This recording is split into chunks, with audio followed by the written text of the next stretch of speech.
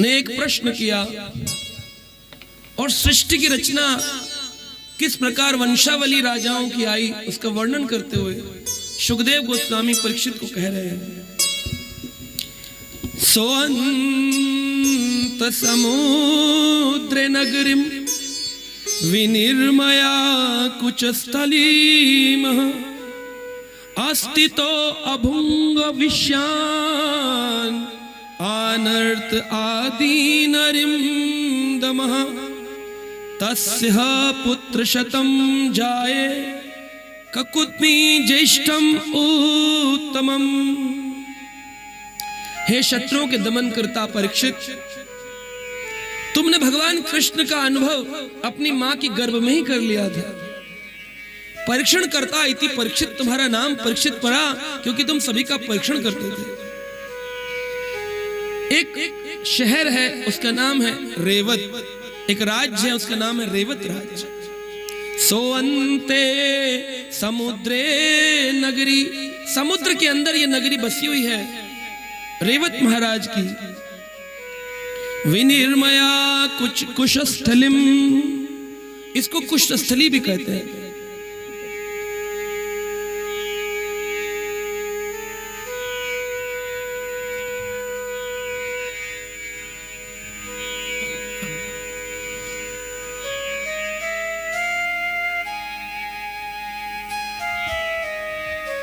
विनिर्मया कुशस्थलिम, इस स्थली का नाम है कुश स्थली।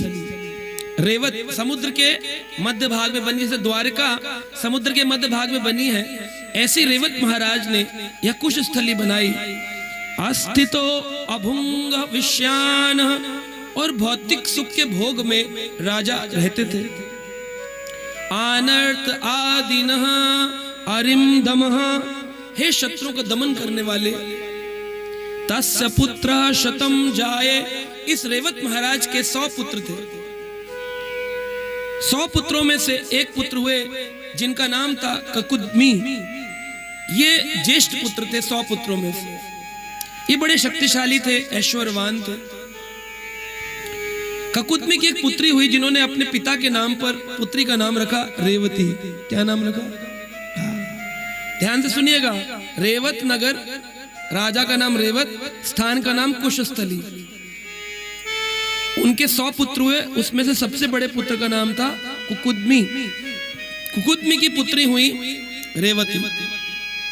ककुद्मी रेवतीम कन्याम स्वाम आदये विभुम गतः पुत्रया वरम परिपृष्टुम ब्रह्मलोकम अपावृतम। ककुद्मी अपनी पुत्री रेवती को लेकर बड़े चिंतित रहते थे, अपनी पुत्री का विवाह किससे करें। अब रेवती सतयुग की कन्या थी। सतयुग, त्रेता, द्वापर और कलयुग में उम्र घट जाती है, हाइट कम हो जाती है। सतयुग में एक व्यक्ति की आयु 1,00,000 वर्ष होती थी, घटकर के त्रेता युग में 10,000 वर्ष रह गई। द्वापर में घट के 1,000 वर्ष रह गई, और कलयुग में घटकर 100 वर्ष रह गई। और अब घट करके, अभी तो कलयुग प्रारंभ हुआ है, 60 साल पे लोग जाने लग गए। धीरे धीरे कलयुग का अंत होगा, 20 वर्ष की आयु का व्यक्ति बड़ा माना जाएगा। जिसकी 20 साल आयु होकर मरेगा, लोग कहेंगे चलो अच्छा है, अपनी आयु पूरी करके गया है। तो कलयुग में लोग कितने छोटे छोटे होते हैं? 5 फुट के, 4 फुट के, 4.5, 5.5 एवरेज। द्वापर में इसके डबल थे, त्रेता में इसके ट्रिपल थे, और 4 गुना सतयुग में थे। यानी कि आज अगर कोई व्यक्ति 5.5 फुट का है तो 4 गुना कितने फुट का हो गया? कितने फुट का हो गया? 20, 22 फुट, 24 फुट। इतना लंबा तो रावण का पुतला बनाते हैं भारत में। और ये रावण की जन्म स्थली है। यह रावण का जन्म हुआ था विश्रक में। रावण का जन्म हुआ, वहां भी रावण संहिता पड़ी जाती है आप ही के स्थान में। तो उसके कुछ कुछ लक्षण यहाँ के लोगों में भी आते हैं। आप में नहीं है, आप लोग तो भक्त हैं। तो ये स्थान वही स्थान है जहां विशर्वा ऋषि ने तपस्या करी शिवलिंग की, और बाद में उनके पुत्र रावण, कुंभकर्ण और विभीषण ने बाद में अपने भाई, सौतेले भाई इड़ाविड़ा के पुत्र कुबेर से लंका छीनने के लिए वहां चला गया था और फिर लंका का राजा बना। पर उसका जन्म बिशरक गांव इसी नोएडा एक्सटेंशन में हो। ये स्थली रावण की स्थली। रावण शब्द का अर्थ है जो दूसरों को रुलाता है। रुलाते हैं कि नहीं लोग बहुत, कभी ये टैक्स, कभी वो टैक्स, ये सोसाइटी टैक्स, वो टैक्स, ये मेंटेनेंस टैक्स, कितना रुलाते हैं। रावण का शब्द का अर्थ ही है जो दूसरों को रुलाता है। जब रावण गुजर गया, मंदोदरी रोई, बोले आज आपने अपने नाम को कृतार्थ कर दिया। आपका नाम था रावण, आप दूसरों को रुलाते थे, आज राम की शरण में न जाकर मुझे कितना रुला रहे। बिल्कुल आपने नाम को चरितार्थ किया है अपने। तो रेवत महाराज जिन्हें कुकुदमी कहते हैं, उनकी पुत्री रेवती, कोई अच्छा वर ही नहीं मिल रहा था तो ब्रह्मा जी के पास ब्रह्मलोक में चले गए। कितनी हाइट थी लड़की की? 24 फुट हाइट वाली लड़की को लेकर के पहुंच गए ब्रह्मलोक में। ब्रह्मा जी तीनों गुणों से परे वह लोक, इसे अपावृतम कहते हैं, यानी कि वहां पर तीनों गुणों का कोई काम नहीं है, ऐसा स्थान है ब्रह्मलोक। कुकुदमी जब वहां पहुंचे तो ब्रह्मा जी गंधर्वों का संगीत सुन रहे थे। भगवान के कई प्रकार के देवता होते हैं। एक तो होते हैं देवलोक के देवता जिनकी आप पूजा अर्चना करते हैं, इंद्र, वरुण, चंद्र, सूरज। सूरज की पूजा करते हैं कि नहीं भारत में लोग? क्या बनाते हैं उत्सव? छठ पूजा। चंद्रमा की पूजा करते, कौन सा उत्सव बनाते हैं? करवा चौथ, और भी कई पूर्णमासियां बनाते हैं, 12 पूर्णमासी साल में। तो चंद्रमा के उत्सव, सूर्य के उत्सव बनाते हैं, वायु देव के उत्सव होते हैं, पवन देव के उत्सव आते हैं, इंद्र देव के उत्सव आते हैं। गोवर्धन पूजा में आपने सुना द्वापर युग के लोग इंद्र का पूजन करते थे, नहीं किया तो बारिश। तो ऐसे देवता लोगों में सबसे बड़े ब्रह्मा जी जो सृष्टि के रचयिता, वो गंधर्व लोगों का, गंधर्व लोग गायक होते हैं, वो गायन सुनाते हैं। तो ब्रह्मा जी गायन सुन रहे थे, बात करने की तनिक भी फुर्सत नहीं मिली उनको। कुकुदमी प्रतीक्षा करते रहे। जब संगीत समाप्त हो गया तो कुकुदमी ने प्रणाम किया, बोले ब्रह्मा जी। बोले अरे राजा रेवत महाराज, कैसे आना हो? बोले हमारे आने का अभिप्राय है, हमें कन्या के लिए एक अच्छा वर चाहिए। आज सारी दुनिया कन्या के लिए अच्छा वर ढूंढ रही है, लेकिन उनको वर अच्छे मिलते नहीं। शादी.com से भी कुछ ना कुछ गड़बड़ हो जाती। फोटो कुछ और होता है, वो ब्यूटी पार्लर जाकर खिंचवाया गया, असलियत में कुछ और ही रूप होता है।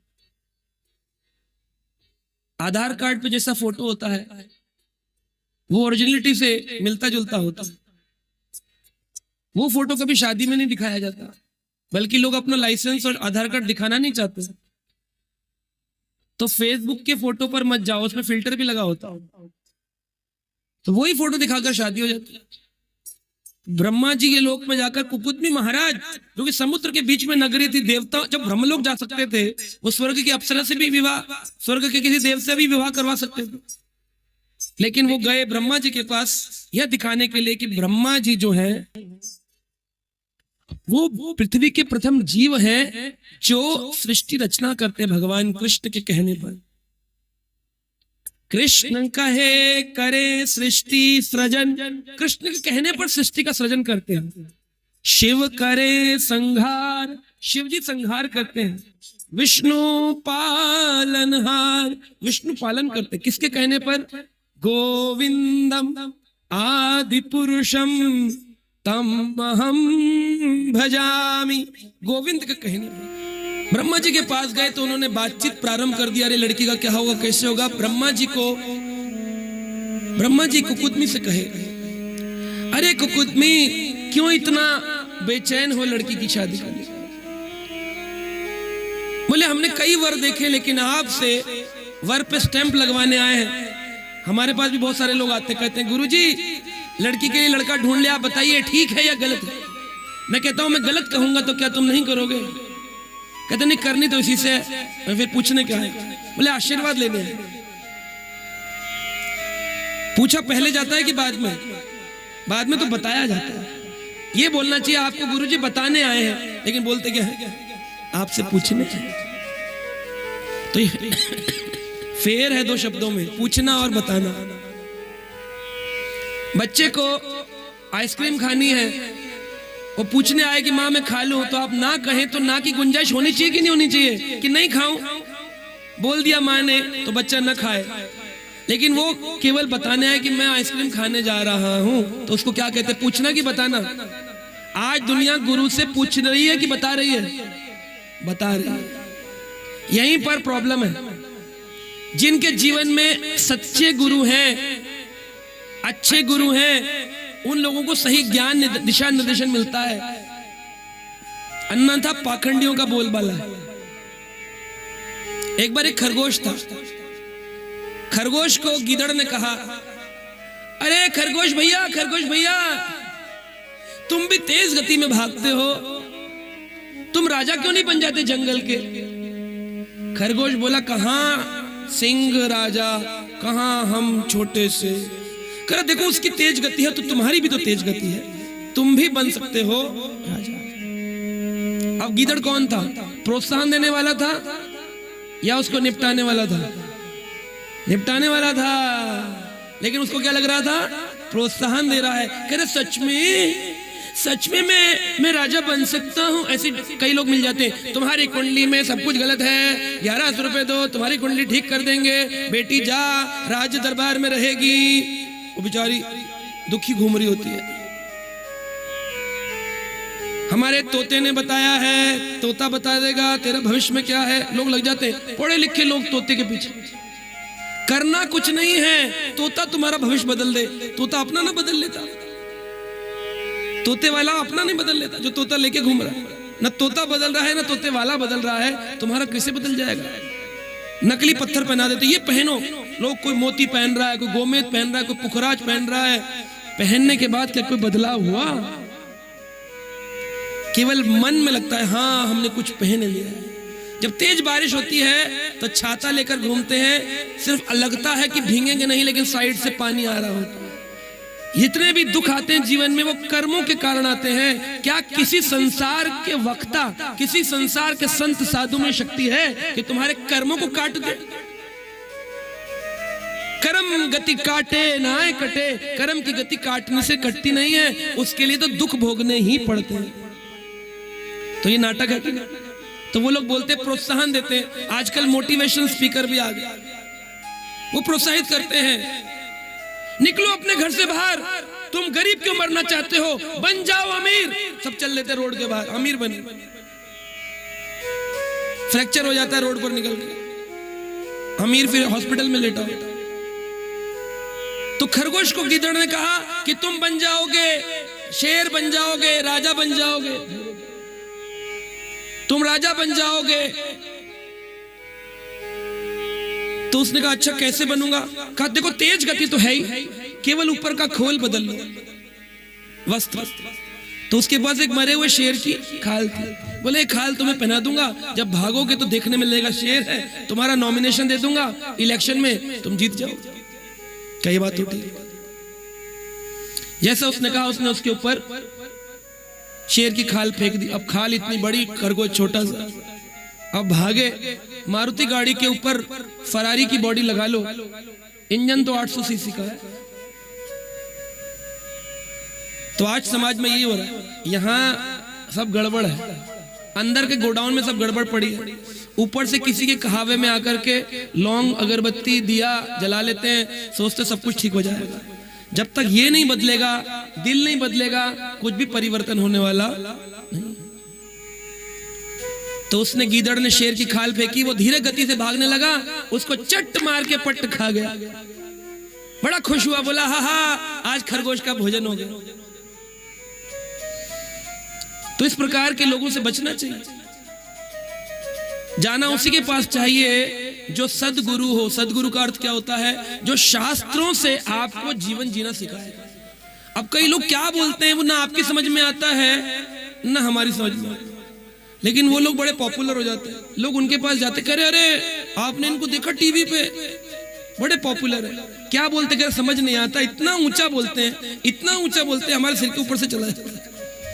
उतने ऊंचे का फायदा क्या जो आपका जीवन ना बदल सके। बोलो ऐसी कि किसी का जीवन बदले, किसी के जीवन में सुख आए। इस दुखालयों में वैसे ही चारों तरफ इतना दुख है, और पंडित जी दुख दे देते, तेरे पर काल सर दोष लगा हुआ है, तेरे पे पितृ दोष लगा हुआ है, आदमी टेंशन में मर जाए। तो ऐसे के पास जाओ क्यों जो तुम्हें और तकलीफ दे, जाओ ऐसे के पास जो जाकर के थोड़ी चित्त में शांति प्रदान करे।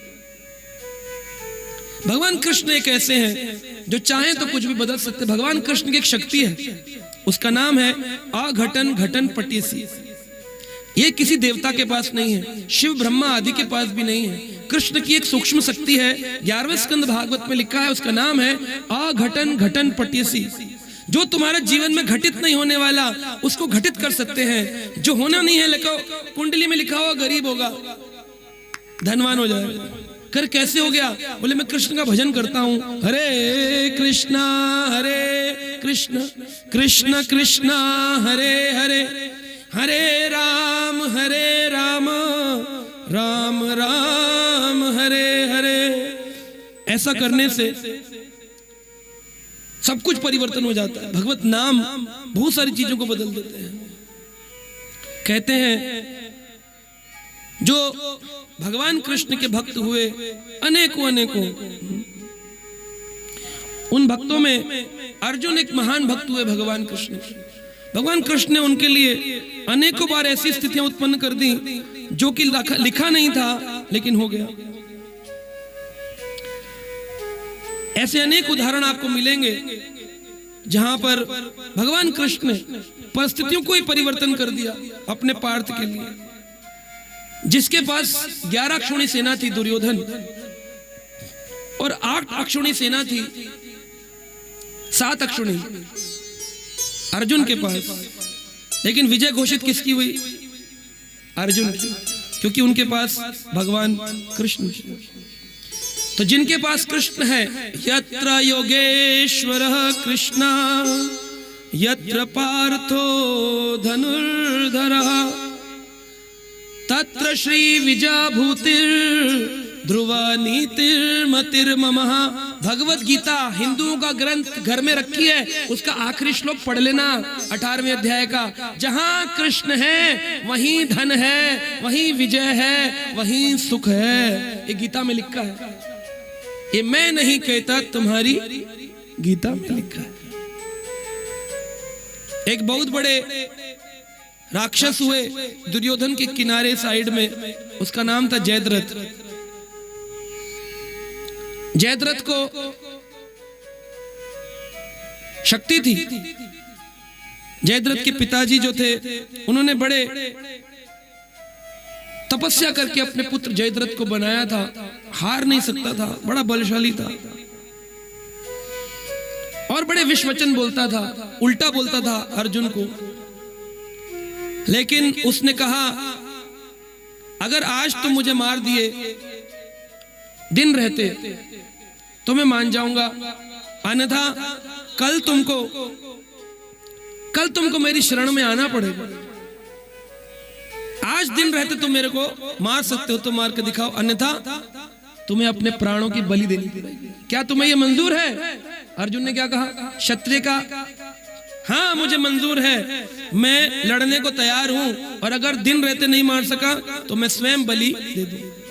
अब अर्जुन आगे आगे दौड़ रहे हैं और जयद्रथ उससे भी आगे, कभी इधर घुस जाता है, कभी इधर छुप जाता है, कभी उधर छुप जाता है, कभी उधर छुप जाता है। पकड़ में नहीं आ रहा अर्जुन के। अर्जुन का रथ कौन चला रहे थे?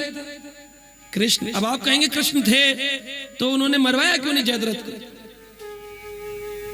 भगवान कृष्ण देख रहे थे अपने भक्त के प्रयास कि मेरा भक्त कितना प्रयास करता है। कृष्ण चाहे तो आप सबके घरों के अंदर सुख प्रदान कर दें, लेकिन वो इंतजार करते हैं कब ऊपर से उतर के आएंगे, ठंड में बैठकर मेरी भागवत सुनेंगे, मेरे नाम का जप करेंगे, यहाँ से एक एक पुस्तक लेके जाएंगे, तब मैं मानूंगा इन्होंने कुछ मेरे लिए किया, तब मैं इन पे कृपा करूंगा। कृपा शब्द का अर्थ है कर और पा। कुछ नहीं करोगे तो कुछ मिलेगा नहीं। क्या हम सब सनातनियों का कर्तव्य नहीं है इस गीता को पूरे 8000 फ्लैटों में पहुंचा दे? क्या आपको नहीं लगता कि गीता के ज्ञान से आज जैसे आत्महत्या लोग कर रहे हैं उनसे बच सकते हैं? हजारों ऐसे उदाहरण हैं जिन्होंने गीता को पढ़ लिया है, एक बार जीवन में उन्होंने ऐसी गलत हरकत करने से अपने आप को बचा लिया। वरना अतुल सुभाष हमारे ही अपने व्यक्ति हैं जिन्होंने प्राण दे दिए, मानव हैं, कोई दूसरे लोग के नहीं है, अच्छे खासे इंजीनियर। क्यों? गीता का ज्ञान न होने के कारण मृत्यु सैया पर लेट गया। भगवान कृष्ण ने कहा अर्जुन चिंता मत करो, चलते रहो। अर्जुन बाण चलाते रहे, जयद्रथ भागता रहा। जब भगवान कृष्ण ने देखा कि अर्जुन अपने पूरे प्रयास कर चुका है तो भगवान कृष्ण ने क्या किया? आकाश में सूरज को छुपा दिया बादल। जयद्रथ निकल आया बाहर, बोला अब मार के दिखा अर्जुन। नहीं मार पाया ना, देख दिन अस्त हो गया, दिन अस्त हो गया, तू अपने वचनों से पीछे रह गया, देख तू हार गया अर्जुन, देख अब तुझे बलि पर चढ़ना पड़ेगा, अग्नि पर जलना पड़ेगा, देख अर्जुन हार गया। ऐसे चिल्लाने लगा।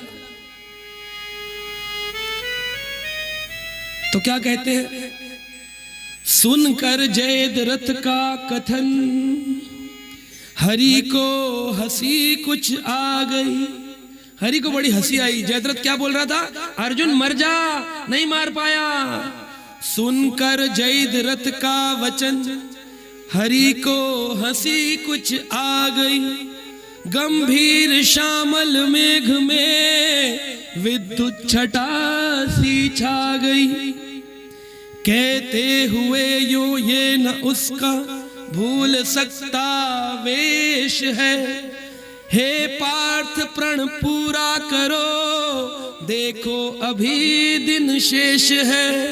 भगवान ने ठाकुर जी ने बादल किए थे, वो बाहर निकल आया, तुरंत वो बादल हट गए और भगवान ने कहा हे पार्थ प्रण पूरा करो, देखो अभी दिन शेष है। अब कृष्ण होते तो कौन बचाता?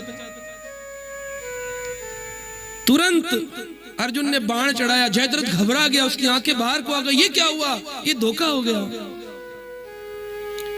हो पूर्ण जब तक पार्थ प्रति का प्रभु का कथन ऊपर कहा, तब तक महा अद्भुत हुआ या एक कौतुक सा हुआ।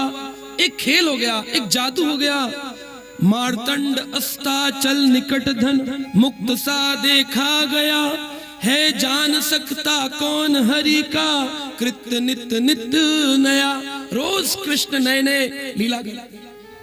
आप कहेंगे कृष्ण की कितनी लीलाएं हैं? बोले हरि अनंत, हरि कथा अनंता, जाए गाए बहुविधि सब संता। संतों ने अलग अलग प्रकार से हरि कथाओं को गाया।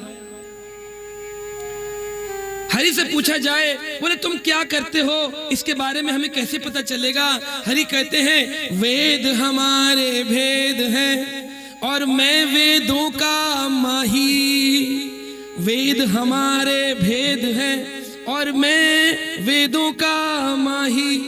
कल मैं जाने क्या करूंगा, ये वेदों में भी नहीं, वेद में भी नहीं मिलेगा। नित्य नित्य नित्य कृत्य करते हैं, नया नया नाच, नया नया कर्म, रोज नया काम।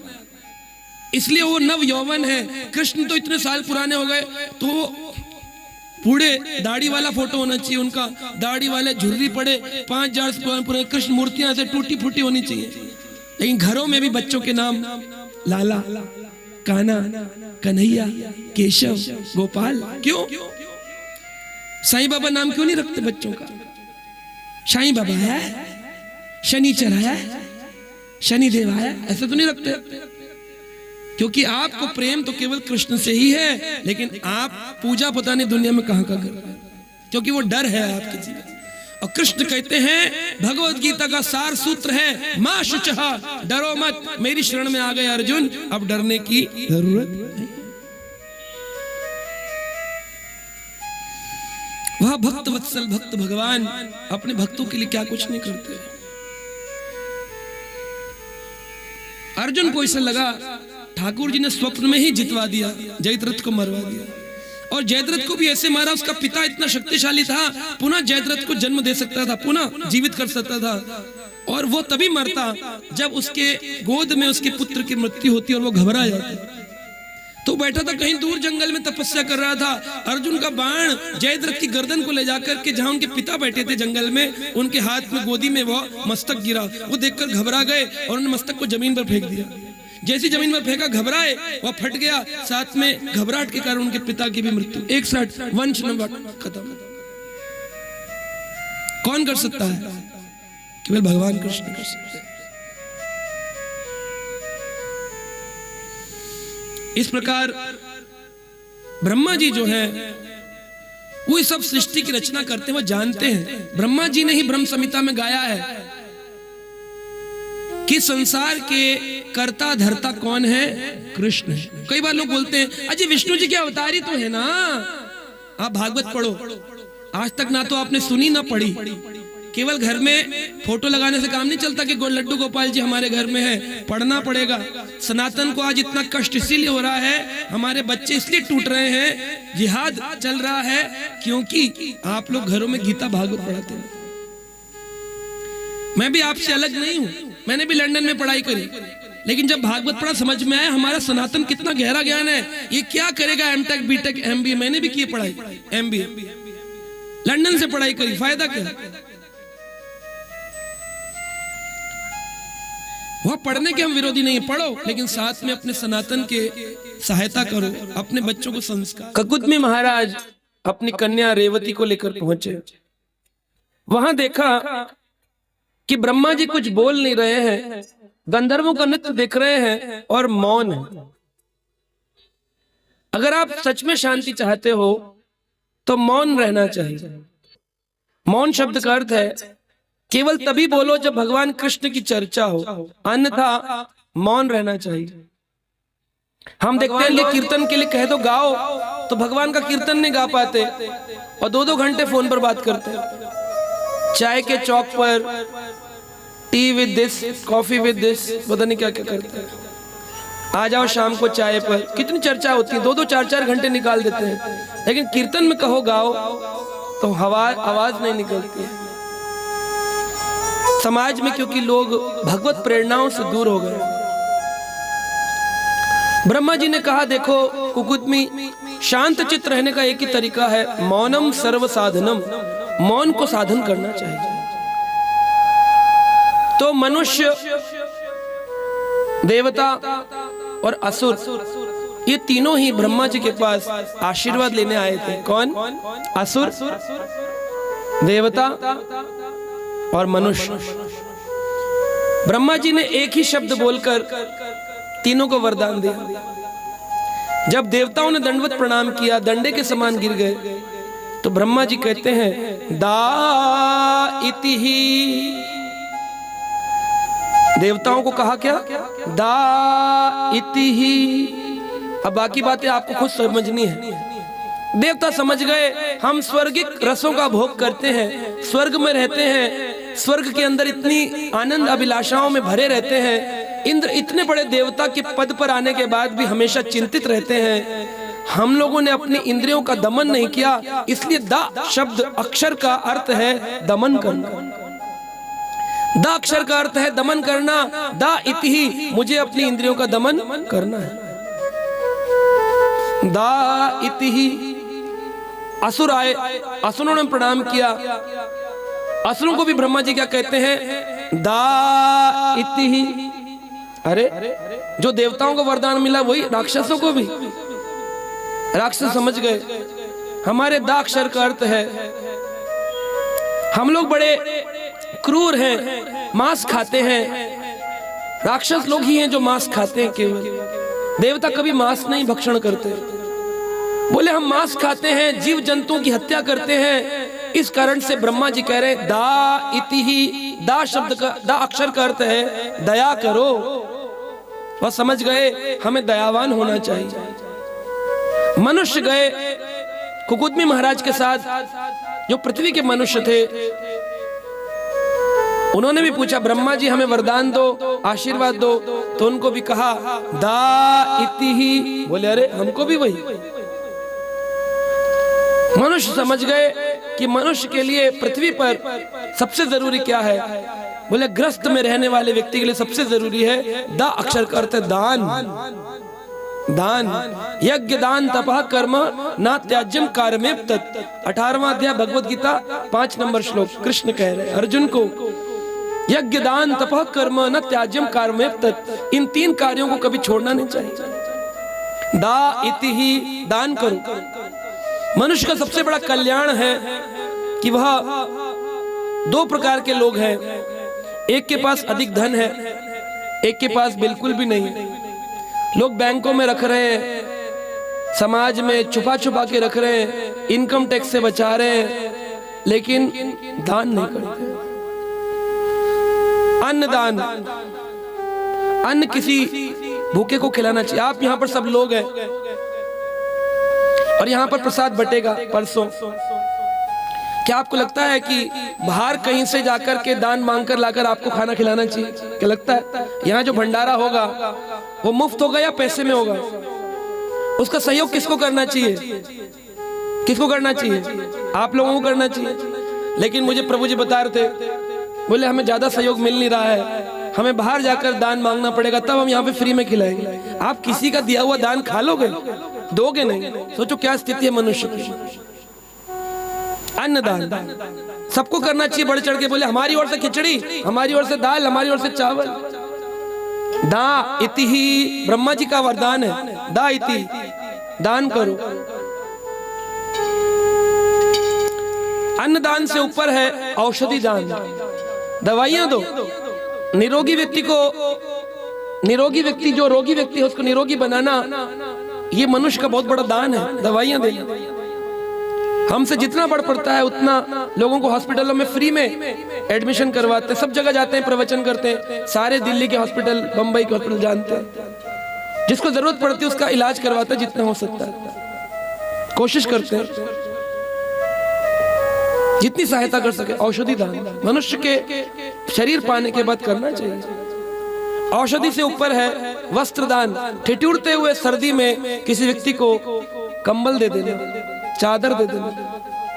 यहाँ तो आप ठिठुर रहे हैं, टेंट लगाने के लिए भी पैसा नहीं मिला। बोले ठंड में बैठेंगे क्या करें, कोई लेते ही नहीं है कोई यहाँ के, क्योंकि हमारी दान की मंशा खत्म हो चुकी है। हम बैंक में रख सकते हैं, पेटीएम कर सकते हैं 250 रुपए के बर्गर के लिए, फटाक से जोमेटो में बुकिंग कर सकते हैं फ्री में, लेकिन जहाँ भगवान की सेवा हो वहां नहीं देते। ये मनुष्य की प्रवृत्ति कितनी निकृष्ट होती चली जा रही है।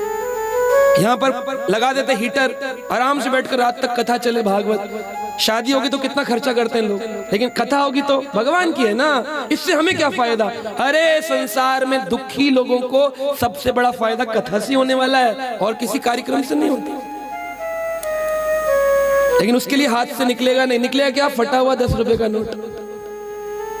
कुछ लोग देते भी हैं, ऐसा नहीं सब ऐसे है, कुछ देते भी। ना देते तो कैसे कार्यक्रम हो? कुछ देने वाले। वस्त्र दान से भी ऊपर आता है व्यक्ति को ज्ञान का दान करना। आज समाज में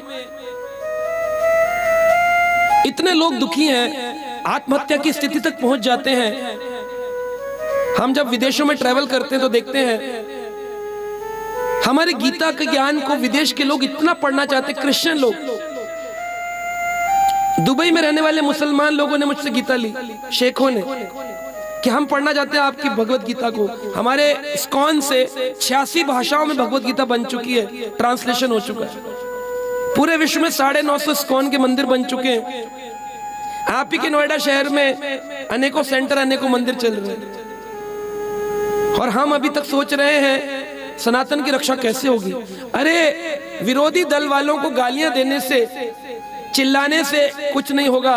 सनातन के प्रचार को बढ़ाने से अपने आप दुर्बुद्धि के लोगों का खात्मा हो जाता है और सनातन का उदय हो जाता है। तो हर व्यक्ति को दा इति ही, मनुष्य को दान देना चाहिए। राक्षसों को दा इति ही, अपने दयालुता करनी चाहिए, मांस नहीं खाना चाहिए। और देवताओं को दा इति ही, अपनी इंद्रियों का दमन करना चाहिए। ब्रह्मा जी ने वरदान दिया, आशीर्वाद। इसलिए कहते हैं भागवत का दान, गीता का दान कैसा है? जो इसको सुन लेगा, शृण्वताय श्रद्धाया नित्यम गुणतश्च स्वचेष्टितम कालेन अति दीर्घेन भगवान विशते हृदय। शृण्वताम श्रद्धया, सुन तो लोगे, लेकिन श्रद्धा विहीन होकर नहीं, श्रद्धावान होकर के। जैसे धन को पाने के लिए प्रयास करते हो तो धनवान बन जाते हो, कथा को लेने का प्रयास करोगे तो श्रद्धावान बन जाओ। शृण्वताम श्रद्धया नित्यम, एक दिन नहीं सुननी है, नित्य सुननी है। आज जो लोग हमारी भागवत नित्य सुनते हैं टीवी पर, यूट्यूब में, अगर कभी किसी दिन स्वास्थ्य हानि के कारण कथा न हो पाए, मैं प्रतिदिन कथा करता हूं, न हो पाए तो विश्व के लोग जगह जगह से, कभी शिकागो से मैसेज आएगा, कभी कहीं से आएगा, प्रभु जी आज आपकी कोई कथा नहीं आई। इतनी उनको लालसा है कथा। श्रद्धाया नित्यम गृणतश्च स्वचेष्टितम, जो स्वयं चेष्टा करता है, जबरदस्ती नहीं होती है कि डंडे मार के बिठाया जाएगा। स्वचेष्टितम, जो स्वयं भगवान की कथा सुनने के लिए स्वतः शरणागत होता है। काले न अति दीर्घेण, भगवान बहुत देर नहीं लगाते हैं। भगवान विशते हृदय, भगवान उस भक्त के, श्रद्धावान के हृदय में विराजमान हो जाते। ब्रह्मा जी जब देख रहे थे, सबको आशीर्वाद दे रहे थे, कुकुदमी ऐसी श्रद्धावान जो ब्रह्मलोक चले गए, स्वशरीर कोई साधारण मनुष्य थे, तो कुकुदमी अपनी पुत्री रेवती को लेकर पहुंचे। वहां उनसे ब्रह्मा जी से चर्चा हुई, बोले हमको अपनी पुत्री के लिए कोई अच्छा वर आप बताइए कौन सा होना चाहिए। ब्रह्मा जी बोले आप पृथ्वी पर जाने का कोई फायदा नहीं है, क्योंकि जब आप आए थे और जब आप जाओगे इतने में काफी काल बीत गया। कब आए थे? सतयुग चल रहा था। बोले अब क्या चल रहा है? बोले अब द्वापर युग चल रहा है। सतयुग निकल गया, त्रेता निकल गया, द्वापर। तो बोले अच्छा 3 युग निकल गए।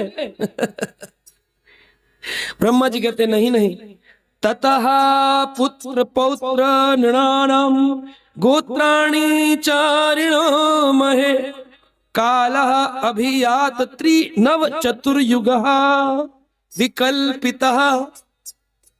कितने निकल गए? 3 चतुर्युग, 3 9 3 जा 9 3 जा, मैथमेटिक्स गणितज्ञ, 9 को 3 से गुणा करो, कितना हुआ? 3 चतुर्युग अकल्पितः। 27 चतुर्युग निकल चुके। जब तुम आए थे तब कुछ और काल चल रहा था, अब 27 चतुर्युग निकल गए हैं। किसकी कौन सी तुम लड़का देख के आए थे? सारे लड़के तो अब प्राण त्याग कर जा चुके, राजा महाराजा। कितनी बार? कलयुग की अवधि है 4,32,000 वर्ष, द्वापर की दुगनी है 8,64,000 वर्ष, त्रेता युग की 3 गुनी है 12,96,000 वर्ष, और सतयुग की है 4 गुनी 17,28,000 वर्ष।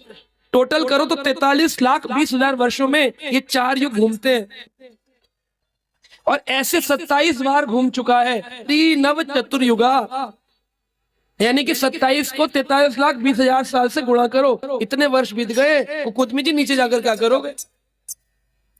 कुकुदमी बोले आप फिर शादी किससे होगी?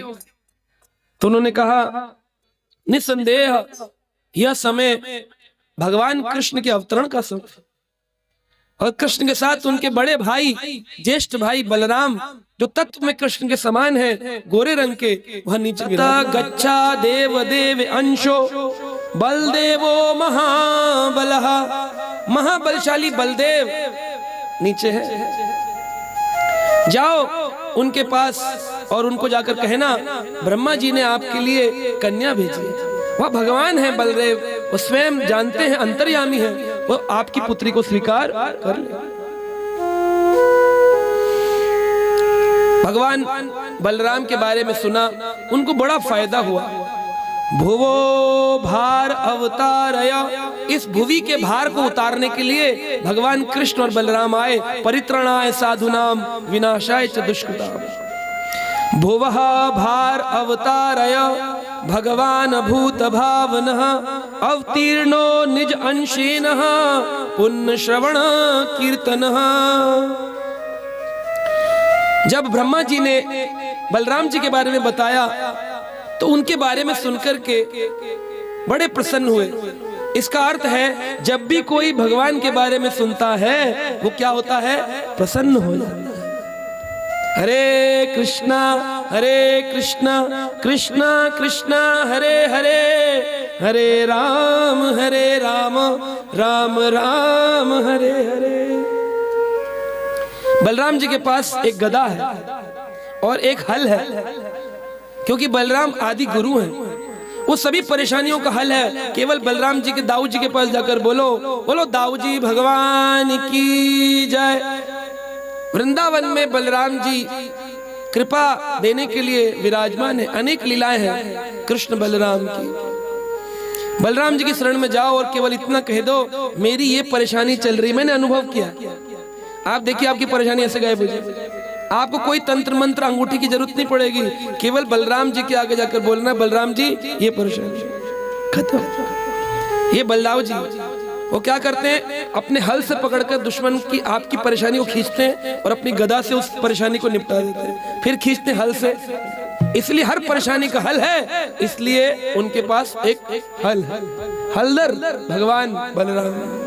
कृष्ण कन्हैया दाऊ जी के भैया, कृष्ण कन्हैया, कृष्ण कन्हैया दाऊ जी के भैया, दाऊ जी के भैया कृष्ण कन्हैया। पार करेंगे मेरी नैया मेरे कृष्ण कन्हैया, पार करेंगे मेरी नैया मेरे कृष्ण कन्हैया। कृष्ण कन्हैया बोलो, कृष्ण कन्हैया दाऊ जी के भैया, दाऊ जी के भैया, हाँ पार करेंगे मेरी नैया मेरे कृष्ण कन्हैया, पार करेंगे। तो इस प्रकार बलराम जी के पास कुकुदमी जी आए। अब बड़ी अद्भुत घटना हो गई। बलराम जी कैसे हैं, 27 चतुर्युग के बाद छोटे से बलराम, कृष्ण कन्हैया दाऊ जी के भैया, और रेवती जी हैं वो 27 चतुर्युग पहले की लंबी। अब ये जोड़ा तो अजीब सा है, लंबी पत्नी छोटा पति। कुकुदमी जी ने कहा ब्रह्मा जी ने भेजा है। बोले भेजा है तो उनकी बात को हम काट नहीं सकते, परंतु पत्नी बहुत छोटी नहीं है। ये ऐसे देख रहे थे बलराम। अब कुकुदमी जी बोले मैं क्या कर सकता हूँ, उस काल में ऐसी ही आयु थी, हम जब गए और आए तो 27 चतुर्युग बीत गए, हम क्या करें। तो बलराम जी क्योंकि भगवान है, भगवान ने अपने हल को रेवती जी के कंधे पर लगाया और खींच करके उनको अपने से छोटा करके उनसे विवाह कर लिया। बोलो रेवती बलराम की। सुताम दत्वा अनवध अंग्रिम बलाय बलशालिने बद्री आख्यम गतो राजः तृप्तुम नारायण आश्रमः। अपनी कन्या को बलराम जी को देने के बाद तृप्त हो राजा नारायण आश्रम, बद्रीनाथ धाम नारायण आश्रम को चले जाए। यानी माता पिता का कर्तव्य है लड़की के विवाह के बाद कहाँ चले जाए, बद्रीनाथ आश्रम चले जाए। आजकल तो लड़की के घर ही चले जाते हैं, वो बद्रीनाथ आश्रम थोड़ी है। और जो नहीं जा पाते लड़के के कारण, वो बहू की बुराई बिटिया से करते रहते हैं। आज पता है तूने इसने क्या किया, इसी में पूरा पूरा दिन जा रहा है माताओं का। सोचो क्या स्थिति होगी, एक एक कर्म का हिसाब लिखा जाएगा। एक राजा था, राजा क्या बहुत बड़ा भंडारा हो रहा था, साधु लोग भोजन कर रहे थे। एक चील ऊपर से सांप लेकर जा रही थी, वो मृत सांप का जहर, सांप उठाया चील ने अपने मुंह में तो उसका जहर टपक रहा था, तो वो कुछ मटकों में गिर गया। अब महाराज जो भंडारा कर रहे थे उन्होंने साधुओं को वैसा भोजन खिला दिया विषैला, कई साधु मर गए, हत्या हो गई। अब साधु हत्या का पाप किसको लगा? राजा को, क्योंकि राजा को देखना चाहिए था जिसके निर्देशन में कार्य होता है पाप उसी को लगेगा। ना रसोइयों को लगेगा ना किसी को, किसको लगेगा? जिसके निर्देशन में कार्य हो रहा था, राजा को लगेगा। तो जो पाप रूपी पुरुष थे वो पाप राजा को पकड़ने के लिए आ रहे थे। तो उस राज्य के बाहर एक बूढ़ी स्त्री बैठी थी। उसको जब ये पता चला कि राजा के यहाँ दुर्घटना हो गई है और मारे गए हैं बुरी तरह से बहुत सारे साधु, तो इस बात के कारण वह राजा की निंदा करने लगी, बुराई करने लगी। इतनी बुराई करी। तो जब 4 पाप पुरुष आए, उन्होंने देखा एक बुढ़िया बैठी है। कहा, माता ये राजा का दरबार किधर होगा? बता देती उधर होगा। कहती, ओ राजा, जिसने साधुओं की हत्या कर दी। अरे इतना क्या विषय में लिप्त था कि भोजन पर ध्यान नहीं दिया, क्या बन रहा है क्या नहीं बन रहा है। जिस राजा के कारण इतने सारे साधु मृत हो गए, ओ हो, इस राजा को तो अधिक दंड मिलना चाहिए, निंदनीय है, दंडनीय है ये राजा। ऐसे कहकर बोली। पाप पुरुष लोगों ने क्या किया? उसी बुढ़िया को उठाकर नरक ले गए। तो देवताओं ने पूछा, ये कैसा निर्णय है? पाप तो किया राजा ने और उठाया बुढ़िया को। उस माता ने क्या गलत किया? बोले, जो पाप करता है वो तो पापी है, जो उस पाप को गाता है वो उस पापी के सारे पाप अपने कर लेता है। जो पाप को गाता है, बहू ने कुछ गलती कर दी, उसको जो गाएगा वो तो मुक्त हो जाएगी, आप पकड़े जाओगे। किसी ने भी संसार में कोई भी कर्म किया, उस कर्म को गाने वाले को अधिक पाप लगता है। जैसे कहते हैं, पाप करने वाले के साथ साथ पाप देखने वाले को भी पाप लगता है, ऐसे ही पाप सुनने वाले को भी पाप लगता है, ऐसे ही पाप बोलने वाले को सबसे अधिक पाप लगता है। मान लो कोई निकृष्ट हो गया, गिर गया, अपने रास्ते से च्युत हो गया, गलती कर दी, आप गा करके उसकी सफाई कर दो। निंदक नियरे राखिए आंगन कुटी छवा, बिन साबुन पानी बिना शीतल करे सुहाए। हमारे स्वभाव को कौन शुद्ध करते हैं बिना साबुन पानी के? निंदक। इसलिए निंदक हितैषी होते हैं, प्रेमी होते हैं। तो इसलिए कभी भी अपना समय इन सब में न लगाएं।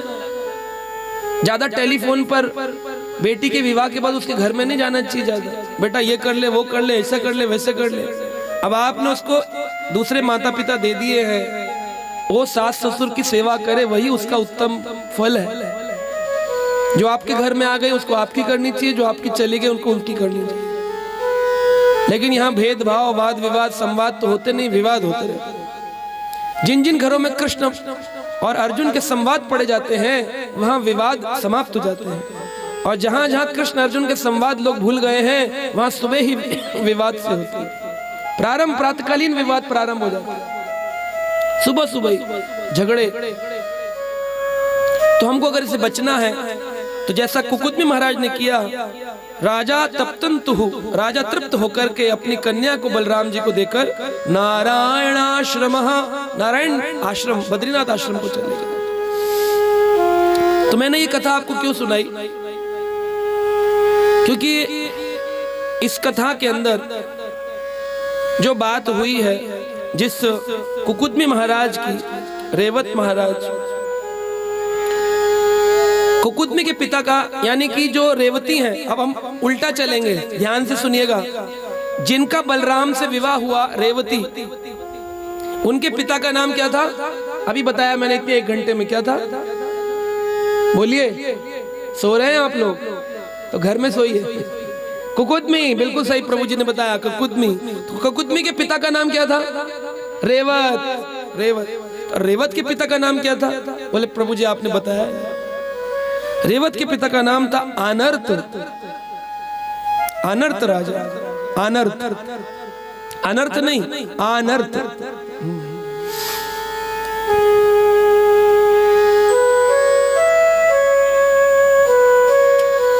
और जो ये अनर्थ थे, इनके पिता का नाम था राजा शरियाती।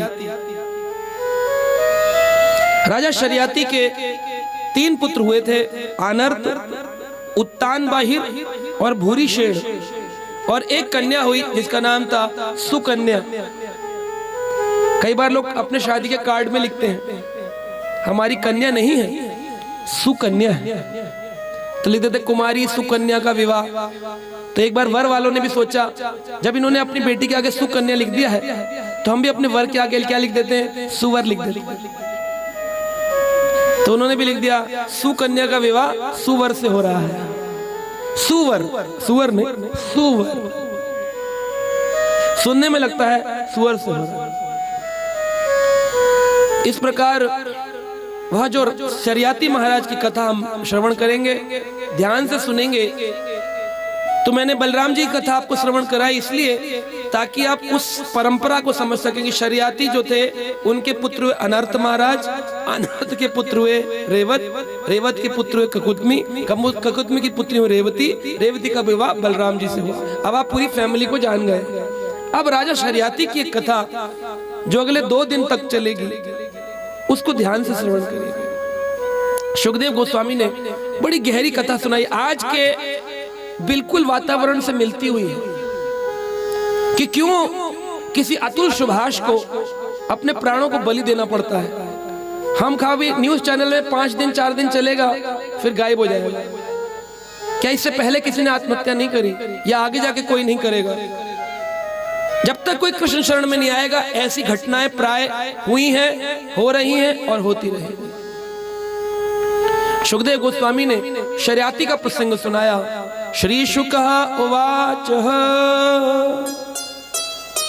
शर्याति मानवो राजा ब्रह्मिष्ठः संभुवः यो वा अंगिरासं सत्रेः द्वितीयम् अहा उचीरवान्। तो ये जो राजा थे शरियाती, सुखदेव गोस्वामी ने परीक्षित को कहा, हे राजन, मनु का दूसरा पुत्र राजा शरियाती है। शरियाती के पिता कौन थे? मनु महाराज। और मनु किसके पुत्र हैं? ब्रह्मा जी के। और ब्रह्मा जी किसके पुत्र हैं? भगवान के। तो भगवान से आए ब्रह्मा, ब्रह्मा से आए मनु, मनु से आए शरियाती। हे राजन, मनु का दूसरा पुत्र राजा शरियाती हुआ। शरियाती मानवो राजा ब्रह्म इष्टः संभुवः। बड़े ब्रह्मनिष्ठ थे, बड़े वैदिक ज्ञान जानने वाले थे, बड़े कीर्तन होते थे। इनका संबंध केवल और केवल अपने भगवान से था और किसी की ओर इनकी दृष्टि नहीं जाती थी। केवल और केवल सारा दिन भगवान के भजन कीर्तन। वो कहते थे हमारे 2 ही रिश्तेदार, 2 रिश्तेदार थे शरियाती महाराज के। हमारे 2 ही रिश्तेदार, हमारे 2 ही रिश्तेदार, एक हमारी राधा रानी, बोलो, दूजे हमारे बांके बिहारी।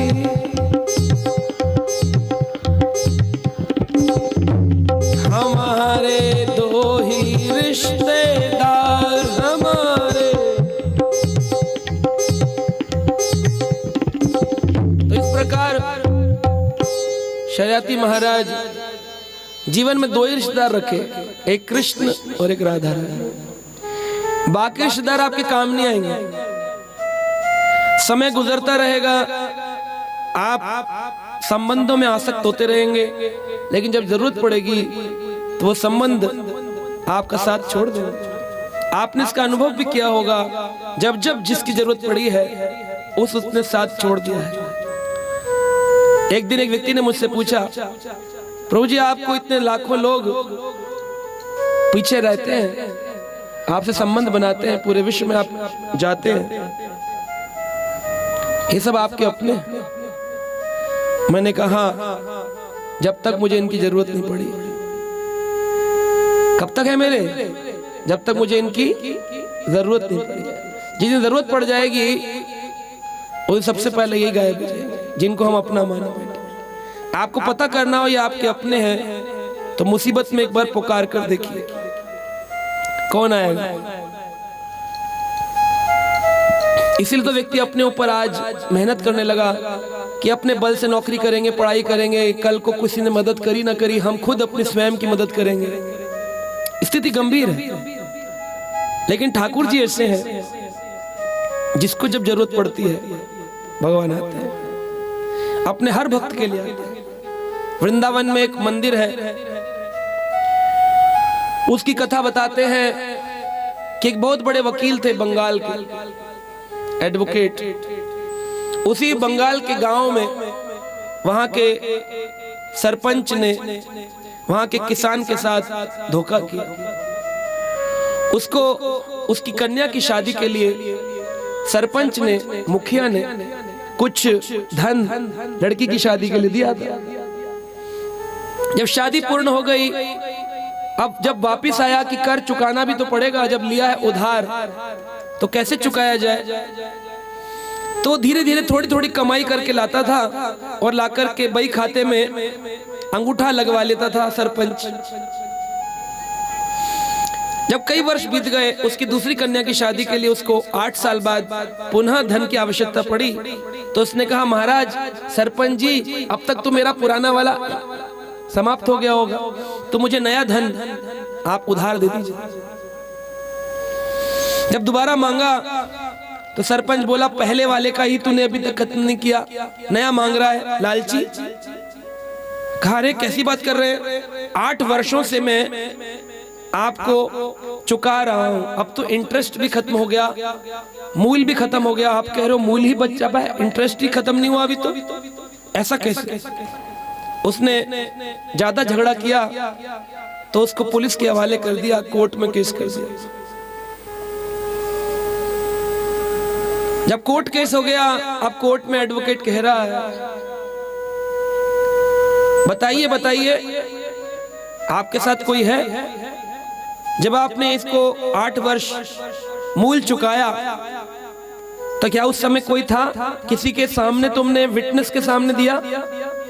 अब किसान भक्त था भगवान कृष्ण का। उसने कहा, भगवान ही थे बस, मेरे तो एक साक्षी और तो मेरा कोई साक्षी था। तो एडवोकेट साहब बोले, अरे तुम कैसी पागलपन की बातें कलयुग में कर रहे हो, ये सब बातें पुराने जमानों की, पुराने युगों की। आज के भगवान आता है क्या कोई? अपना बंगला, अपनी गाड़ी, अपने ऊपर घमंड करके अनेकों लोग घूम रहे हैं, कमर टूट जाती है, 40-45 साल के होते हैं, घुटने के दर्द, कमर के दर्द पकड़ लेते हैं, फिर भी घमंड नहीं जाता कि भगवान कौन, हम ही सब कुछ हैं। और एडवोकेट पढ़े लिखे व्यक्ति थे, जज साहब मना कर दिए, बोले अरे भगवान की साक्षी नहीं चलेगी, कोई जीवित व्यक्ति हो तो साक्षी चलेगी। किसान अपने घर चला गया, फूट फूट के रोने लगा, भगवान को पुकारने लगा, हे कृष्ण कन्हैया, जहां भी हो मेरी पुकार सुने, आए मेरी मदद कर। सुनवाई का दिन आया, उसको कटघरे में खड़ा किया गया किसान को। कहा, है कोई साक्षी? नहीं साहब, कोई साक्षी नहीं। क्या देखते हैं, एक बूढ़ा व्यक्ति जर्जर शरीर, हाथ में लाठी लेकर चलता है, कहता है कि यह है बही खाता जिसमें अंगूठे लगे थे। अब जज साहब कह रहे हैं, अरे सरपंच जी ने जो बही खाता दिया इसमें तो एक भी अंगूठा नहीं लगा है, इसमें तो एक भी पन्ने पर इसका अंगूठा नहीं लगा। कहा, देखिए बही खाता वो जो था वो गलत बही खाता था, ये ओरिजिनल बही खाता। तो उन्होंने जब उठाया एडवोकेट जज ने, तो क्या देखा, वो खाली था। जो कल तक जिसके अंदर दिखा रहे थे वो खाली था, और वो जो लेके आया था उसमें सरपंच के, मुखिया के सिग्नेचर भी थे और उसके अंगूठे भी लगे हुए थे, सारे पैसे चुकता के। ज्यादा पैसा ले रखा था सरपंच ने, इतने टोटल किया, पता चला ज्यादा पैसा बनता है। 4 लाख रुपए उसको मिले किसान को। तो उस व्यक्ति ने जब आए, उसने बही खाता दिया, उस जर्जर बूढ़े ने कहा, मैं हूं साक्षी, मैं लाया हूं बही खाता गांव से। कहा, तुम कौन हो? कह रहा, उसको छोड़िए ना, आप बही खाता। तो जज साहब ने उसकी वो तेज उसके शरीर से निकल रहा था। ये कौन व्यक्ति है इतना तेजवान? कहा रुको, मुझे तुमसे बात करनी है। वो बूढ़ा व्यक्ति तेज भागने लगा। जज साहब नीचे उतर के आए, खोजने लगे, रुको रुको रुको रुको। वो अदृश्य हो गया। जब वो अदृश्य हो गया तो ऐसी स्थिति में जज साहब ने उस किसान से पूछा, कौन था ये साक्षी? कहा मेरा तो कोई नहीं है, जहां तक मुझे लगता है मेरे तो गिरधर गोपाल, दूसरों ना कोई, और कोई नहीं है। शायद मेरे कृष्ण कन्हैया वेश लेकर आए, जिन्होंने आज कटघरे में मेरी रक्षा करी है, मुझे धन दिलवाया मेरी कन्या के विवाह के लिए।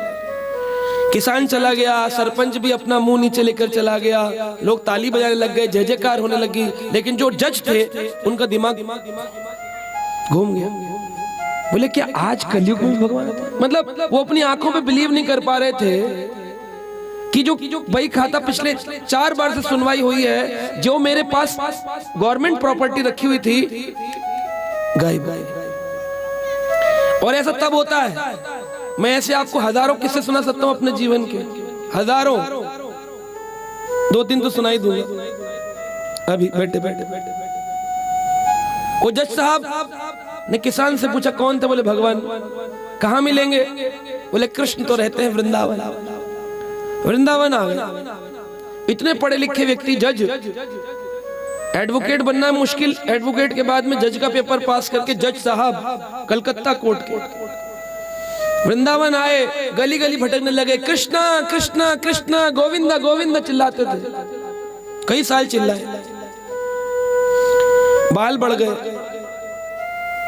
एक दिन उनके कई चिल्लाने के बाद उनको भगवान कृष्ण ने इसी वृंदावन में, जो आपके मथुरा एक्सप्रेस हाईवे पे, नोएडा एक्सप्रेस हाईवे से जाए, इसी वृंदावन में उनको भगवान कृष्ण ने इसी कलयुग में, ज्यादा समय नहीं हुआ, भगवान कृष्ण ने दर्शन दिए। जब उन्होंने भगवान के दर्शन पाए, वह पागल हो गए। कह रहे अरे यह रूप माधुरी, इतना सुंदर भी कोई होता है? हम कहाँ कौन सी पूजा पाठ में लगे थे, जो ठाकुर साथ है वही भगवान है। उन्होंने अपने बच्चों को चिट्ठी लिखी, मैंने तुम लोगों के ऊपर कई सारा धन वसीयत छोड़कर आया हूं, जो धन मेरे पास है मेरे नाम से, वो धन मेरा, मैं वृंदावन में एक मंदिर बनाऊंगा। वृंदावन में मंदिर बना दिया और वह सदा वहीं पर निरंतर भगवान का नाम का जप करते थे। आज भी वो मंदिर वृंदावन में है। वहां जाएंगे तो उस मंदिर के म्यूजियम में उन जज साहब की पूरी कहानी लिखी हुई है, कैसे उनको भगवान मिले। और वह वैष्णव हो गए, तिलक लगाने लगे, कंठी डाल करके भगवत नाम का जप करने लगे। हरे कृष्णा कृष्णा कृष्णा हरे हरे, हरे राम राम राम हरे हरे। ऐसे अनेक दृष्टांत हमने भी अपने अनुभव किए। एक व्यक्ति थे, वो भक्त बन गया हमारा, मंदिर आने लगे, जप करने लगे, कीर्तन में आने लगे, कथाएं सुनने लगे। उनके ऊपर 8 साल से केस चल रहा था, 8 साल से केस चल रहा था।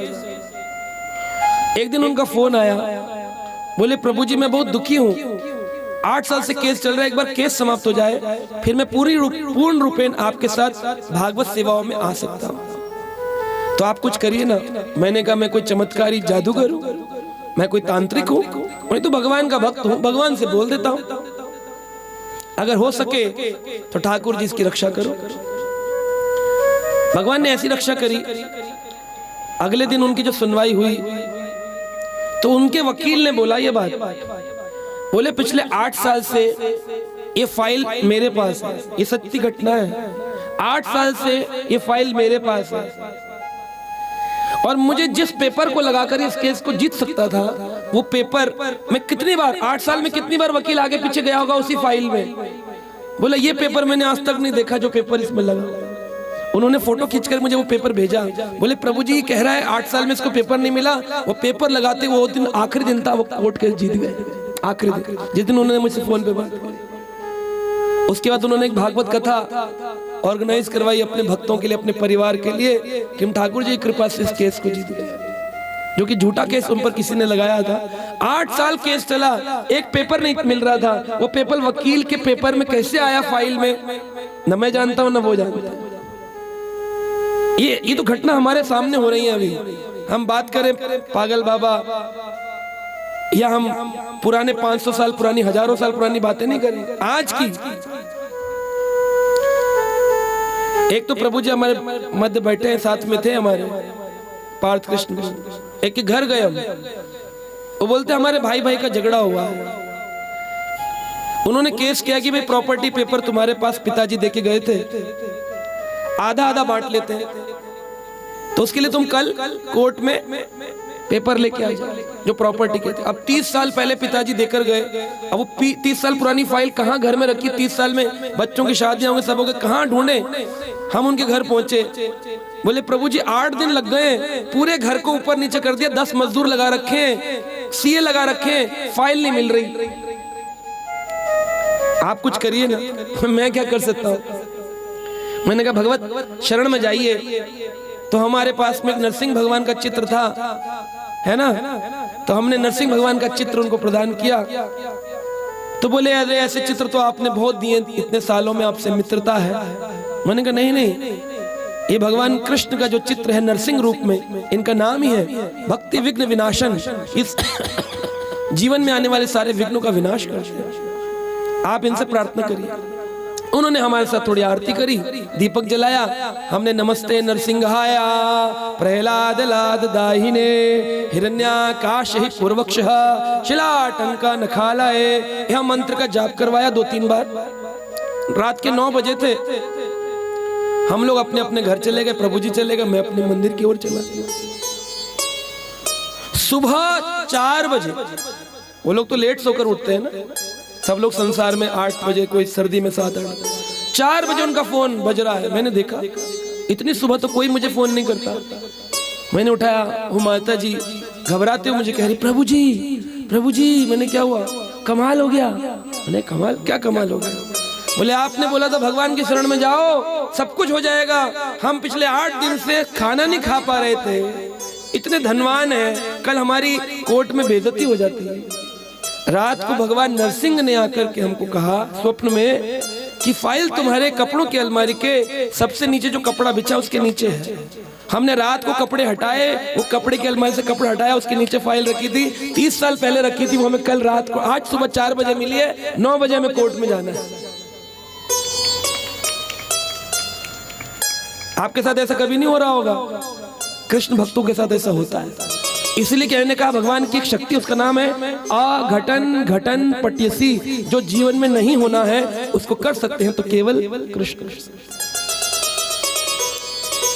हम पढ़े लिखे व्यक्ति थे, साइंस पढ़ाई, MBA किया, लंदन से पढ़ाई करी, मुझे क्या जरूरत थी यहाँ पर आकर आपको कथा सुनाने की। जब मैंने अनुभव किया कि इतने सारे दुखों में भगवान की भक्ति करके सुख पाया जा सकता है, तो लोग क्यों संसार में दुखी घूम रहे हैं, तो मैंने इसको अपने जीवन का एक एम बनाया कि मुझे जन जन में जागृति करनी है कि तुम्हें कुछ नहीं करना, घर बार नहीं छोड़ना है, घर में रहो, केवल एक माला ले लो, एक गीता ले लो और बोलो हरे कृष्ण कृष्ण कृष्ण हरे हरे, हरे राम राम राम हरे हरे। तो इस प्रकार भगवान बड़ी कृपा करते अपने भक्तों पर। सरियाती महाराज की कन्या थी, उसका नाम था सुकन्या। सुकन्या नाम तस्य आसीत कन्या कमल लोचना, तया सार्धवन गतो ही अगमतः च्यवन आश्रमम। तो बड़ी सुंदर कथा यहाँ से प्रारंभ होती है। सुकन्या नाम तस्य, शरियाती महाराज के 3 पुत्र थे, लेकिन उनमें एक कन्या थी, उसका नाम था सुकन्या। सुकन्या को लेकर जो बहुत सुंदर थी, कमल लोचना, उसकी आंखें कमल के समान थी। उसके साथ वन गतो हो, शरियाती महाराज वन को आए। अगमत च्यवन आश्रमम, और एक आश्रम में आए जो कि किसका आश्रम था? च्यवन ऋषि का आश्रम था। किसका आश्रम था? च्यवन ऋषि का आश्रम था। तो इस आश्रम में आकर के शर्याती महाराज उस जंगल में वनगत हो, वन के अंदर घूम रहे थे, विचरण कर रहे थे। विचरण करते करते शर्याती महाराज जंगल में शिकार की खोज में इधर उधर चले गए, और उनकी कन्या जो कम उम्र की थी, कमल लोचना थी, वो क्रीड़ाएं करने लगी। अब जंगल में बच्चे क्या करते? पत्ती तोड़ो, फूल तोड़ो, ये तोड़ो, थोड़ी सी कर रही। च्यवन ऋषि जो है, ये कौन है? जिनका आश्रम था। कई पुराणों में इनकी कथन आया है। पद्म पुराण, महाभारत, श्रीमद् भागवत पुराण च्यवन ऋषि के बारे में बताया। आपने एक पदार्थ खाया होगा अपने जीवन में, च्यवनप्राश, सुना है? ये पुराणों में लिखा हुआ शब्द है। आयुर्वेद का बहुत बड़ा ये औषधि है। अभी तो इसको कंपनियां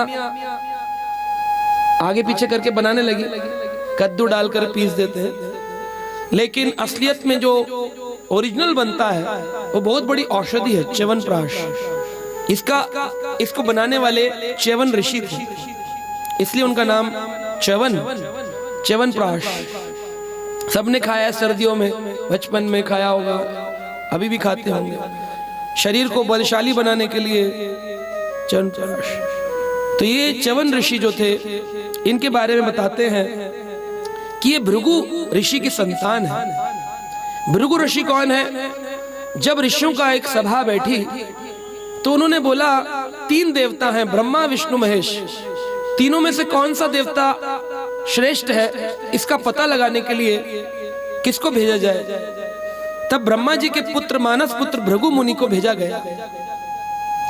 भृगु मुनि जब गए तो उन्होंने सबसे पहले अपने भाई शिव के कैलाश पर जाकर के कहा, हे कैलाशपति उमापति हर हर महादेव। महादेव के उसमें गाया आश्रम।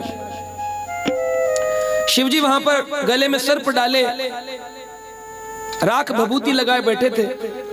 भगवान राम की धनस्थ मुद्रा में थे, राम राम राम जप कर रहे थे। भृगु मुनि ने जाकर के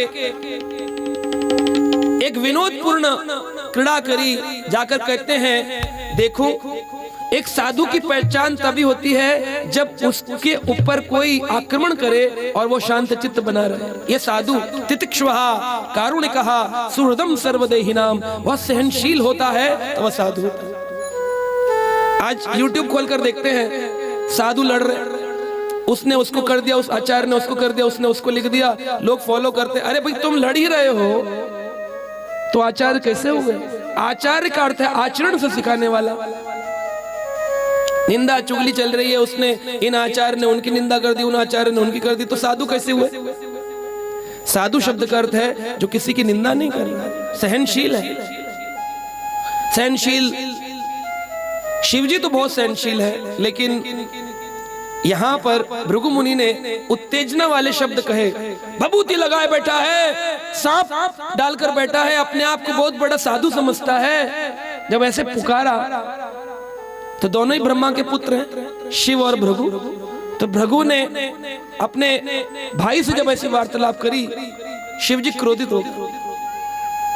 शिव जी क्रोध में भर करके भागे, कहा निकल जा कैलाश से, अगर एक क्षण और रुका इस त्रिशूल से तेरी गर्दन अलग कर दूंगा। तो क्रोध आया कि नहीं आया? तो भृगु मुनि कहते ना ना ना। फिर शिव भगवान कैसे हो गए, श्रेष्ठ देवता कैसे हो गए? ये तो क्रोधित हो गए। अरे भागवत का प्रसंग है, कोई चंपक की कहानी नहीं। तब भृगु मुनि वहां से निकले और अपने पिता ब्रह्मा जी के ब्रह्मलोक में गए। ब्रह्मलोक में जाकर के ब्रह्मा जी चतुर्मुख में बैठे थे, 4 मुखों से भगवत नाम लेते हैं। चतुर्मुखी ब्रह्मा बोले हरि बोल हरि बोल, चतुर्मुखी ब्रह्मा बोले हरि बोल, पंचमुखी शिवा बोले हरि बोल हरि बोल, हरि बोल हरि बोल। चतुर्मुखी ब्रह्मा बोले पंचमुखी शिवा बोले हरि बोल हरि बोल हरि बोल हरि बोल हरि बोल हरि बोल हरि बोल हरि बोल। चार मुखों से ब्रह्मा जी हरि बोल हरि बोल हरि, चार वेद बोल रहे हैं, यजुर्वेद, सामवेद, ऋग्वेद, अथर्ववेद, वेदों का उच्चारण चतुर्मुखी ब्रह्मा चार मुखों से। भृगु मुनि पहुंच गए, बोले हे बाबा, बोले अरे बेटा आओ आओ भृगु, मेरे मानस पुत्र आओ बैठो। क्या बैठो, चार चार मुख लेके बैठे हो, आपने आंख बंद करके ध्यान में हो, कुछ खाना पीना बनाना चाहिए था, इतने बड़े सृष्टि के रचयिता हो, कुछ खाना पीना नहीं बनाया अपने पुत्र के लिए। अरे बेटा ऊंची आवाज में बात मत करो। ब्रह्मा जी क्रोधित हो गए, रुक रुक अभी तुझे भस्म कर देता हूं, अगर मैं तेरी रचना कर सकता हूं तो तेरा संहार भी कर सकता हूं, रुक रुक रुक रुक। भृगु मुनि वहां से हंसते को भागे क्रोध आ गया, क्रोध आ गया। बोले न शिव भगवान न ब्रह्मा भगवान, वैकुंठ अधिपति भगवान विष्णु शेष सैया पर विश्राम कर रहे थे, लक्ष्मी जी चरण दबा रहे हैं। उनके पास आए, भगवान योग निद्रा में चतुर्मास चल रहा है, आंखें बंद हैं ठाकुर जी की, लक्ष्मी जी चरण चाप रही हैं। इतने में आकर के भृगु मुनि दौड़े, बोले दो के साथ तो मैंने जो किया सो किया, वो तो अपने थे, एक भाई था एक पिता था, इस देवता पर तो प्रहार करूंगा। भागे दौड़ करके, और दौड़ करके बड़ी जोर के भागकर एक लात मारी थाम करके विष्णु भगवान की छाती। जब छाती पर लात मारी, भगवान विष्णु ने बड़े ही शांति से अपनी आंखें धीरे नील कमल ठाकुर जी ने खोले और खोल करके कहा, हे छाती तो वज्र के समान शक्तिशाली है, कहीं तुम्हारे चरणों में चोट तो नहीं लग गई, तुम्हें कोई कष्ट तो नहीं हुआ है? आज भी हम देखते हैं आपके घर में लड्डू गोपाल होंगे, कितने घरों में है? हाथ खड़ा करिए। आपने कभी भगवान गोपाल की छाती पे भृगु के चरण चिन्ह देखे? कितने लोगों ने देखे? देखो 80% के हाथ नीचे, 20% लोगों ने देखे। हर गोपाल जी, हर कृष्ण भगवान की छाती पर भृगु का चिन्ह आज भी बनाया जाता है। भृगु ने मारी लात, जोर से लात मारी थी। तो आप देख सकते हैं ये भगवान की अद्भुत कृपा, भगवान का व्यवहार। भृगु चोट तो नहीं लग गई, मेरी छाती वज्र के समान, अब लोहे पे पैर मारे कोई तो चोट लगेगी, तुम्हारे कोमल चरण है। भृगु वापिस आए, बोले हाँ साधुओं, मैंने जान लिया है, श्रेष्ठ अगर कोई देवता है तो कौन है? भगवान विष्णु। शिवजी ने पद्म पुराण में पार्वती को कहा, आराधना नाम सर्वेशाम विष्णु आराधना नाम परम, तस्मात् परतरम देवी तदीयानाम समर्चनम। हे देवी, इस संसार में आराधना करने योग्य कोई है तो केवल विष्णु है। पूजनीय तो सभी हैं, देवी भी पूजनीय है, गणपति भी पूजनीय है, लेकिन भजनीय, उपासनीय केवल एक है। कौन? गोविंद जय जय गोपाल जय जय गोविंद जय गोविंद जय जय गोपाल जय जय।